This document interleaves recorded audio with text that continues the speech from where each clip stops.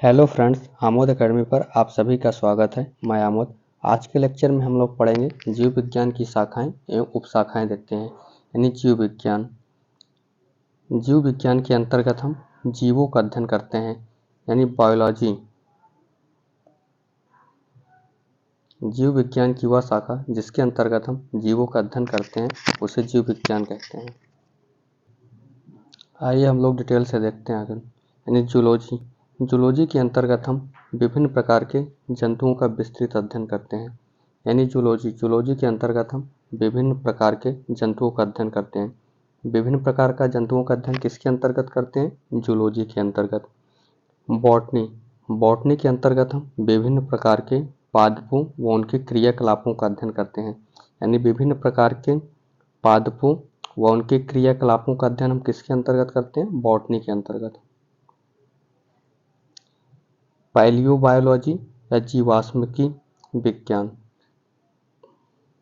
पैलियोबायोलॉजी या पैलियोंटोलॉजी, इसके अंतर्गत हम जीवों के जीवाश्मों का अध्ययन करते हैं, यानी जीवों के जीवाश्मों का अध्ययन किसके अंतर्गत करते हैं? पैलियोबायोलॉजी या पैलेंटोलॉजी। जीवों में जंतु एवं पादप दोनों का अध्ययन करते हैं। पैलियोबॉटनी के अंतर्गत पादप जीवाश्मों का अध्ययन करते हैं, यानी पादप जीवाश्मों का अध्ययन किसके अंतर्गत करते हैं? पैलियोबॉटनी के अंतर्गत करते हैं। इकोलॉजी के अंतर्गत हम सजीवों पर उनके चारों ओर के पर्यावरण के प्रभाव का अध्ययन करते हैं, यानी जो लिविंग ऑर्गेनिज्म है उनके चारों ओर के पर्यावरण के प्रभाव का अध्ययन करते हैं, उसे हम इकोलॉजी कहते हैं।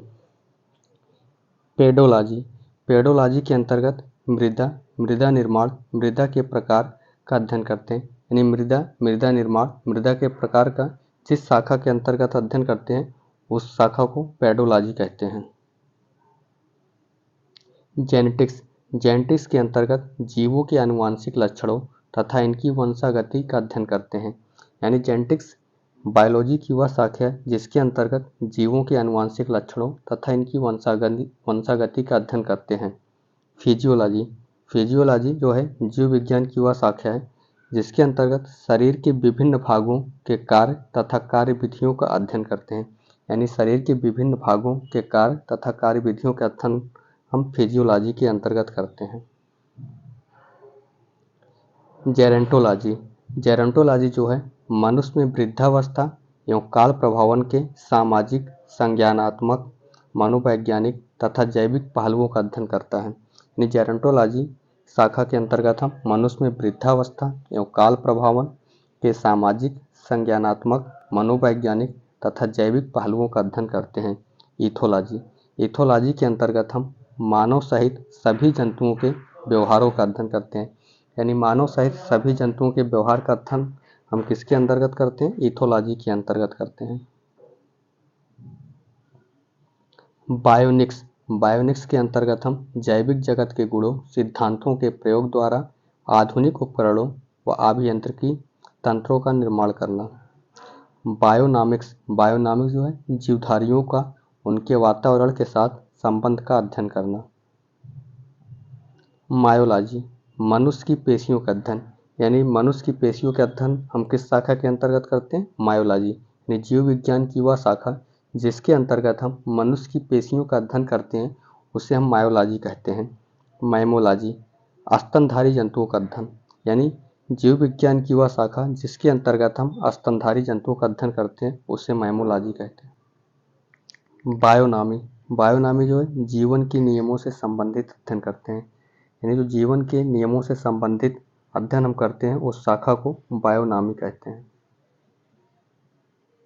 बायोमेट्री गणित एवं सांख्यिकी की तकनीकों द्वारा जीव विज्ञान का अध्ययन, यानी गणित एवं सांख्यिकी की तकनीकों द्वारा जीव विज्ञान का अध्ययन जिस शाखा के अंतर्गत करते हैं उस शाखा को बायोमेट्री कहते हैं। फ्रेनोलॉजी के अंतर्गत हम मस्तिष्क के विभिन्न भागों की क्रियाशीलता तथा विक्षिप्तता का अध्ययन करते हैं, यानी फ्रेनोलॉजी के अंतर्गत हम मस्तिष्क के विभिन्न भागों की क्रियाशीलता तथा विक्षिप्तता का अध्ययन करते हैं। एंथोलॉजी के अंतर्गत हम फूलों का अध्ययन करते हैं, यानी फूलों का अध्ययन किस शाखा के अंतर्गत करते हैं? एंथोलॉजी। एग्रोस्टोलॉजी, एग्रोस्टोलॉजी के अंतर्गत हम घास से संबंधित अध्ययन करते हैं। पैलिनोलॉजी, पैलिनोलॉजी के अंतर्गत विभिन्न प्रकार के परागकणों का अध्ययन करते हैं। यानी विभिन्न प्रकार के परागकणों का अध्ययन किसके अंतर्गत करते हैं? पैलिनोलॉजी के अंतर्गत करते हैं। ओंकोलॉजी यानी कैंसर व संबंधित ट्यूमर का अध्ययन, यानी जीव विज्ञान की वह शाखा जिसमें कैंसर व संबंधित ट्यूमर का अध्ययन करते हैं उस शाखा को ऑन्कोलॉजी कहते हैं। टेरेटोलॉजी, शारीरिक विकास में आने वाली असमानताओं का अध्ययन, यानी टेरेंटोलॉजी के अंतर्गत शारीरिक विकास में आने वाली असमानताओं का अध्ययन करते हैं। न्यूरोलॉजी, तंत्रिका तंत्र से संबंधित अध्ययन, यानी जीव विज्ञान की वह शाखा जिसके अंतर्गत हम तंत्रिका तंत्र से संबंधित अध्ययन करते हैं उस शाखा को न्यूरोलॉजी कहते हैं। कॉन्ड्रोलॉजी यानी उपास्थि से संबंधित अध्ययन। ऑस्टियोलॉजी, अस्थियों का अध्ययन, यानी जीव विज्ञान की वह शाखा जिसके अंतर्गत हम अस्थियों का अध्ययन करते हैं उसे ऑस्टियोलॉजी कहते हैं। सेरोलॉजी, रुधिर सीरम का वैज्ञानिक अध्ययन, यानी सेरोलॉजी के अंतर्गत हम रुधिर सीरम का वैज्ञानिक अध्ययन करते हैं। हीमैटोलॉजी, रुधिर का अध्ययन, यानी हीमैटोलॉजी के अंतर्गत हम रुधिर का अध्ययन करते हैं। लिथोट्रिप्सी, एक चिकित्सीय प्रक्रिया जिसमें किरणों की सहायता से गुर्दे, पित्ताशय, मूत्राशय की थैली में स्थित पथरी को तोड़कर मरीजों का इलाज किया जाता है। पैथोलॉजी, पैथोलॉजी के अंतर्गत रोगों की प्रकृति, लक्षणों व कारकों का अध्ययन किया जाता है।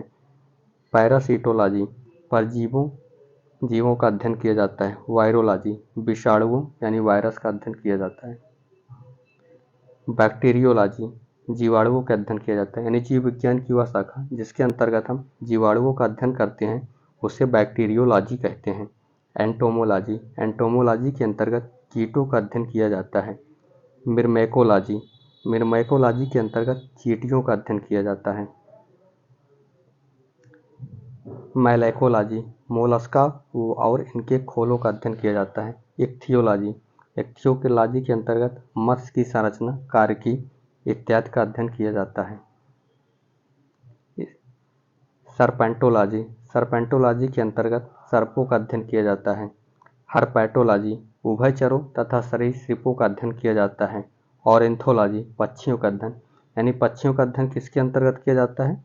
ऑर्निथोलॉजी के अंतर्गत किया जाता है। डर्मेटोलॉजी, त्वचा तथा इसके रोगों का अध्ययन, यानी त्वचा तथा इसके रोगों का अध्ययन किस शाखा के अंतर्गत किया जाता है? डर्मेटोलॉजी के अंतर्गत। ट्रोफोलॉजी, ट्रोफोलॉजी के अंतर्गत पोषण एवं पोषण विधियों का अध्ययन किया जाता है। टेटोलॉजी, उपार्जित लक्षणों का अध्ययन किया जाता है।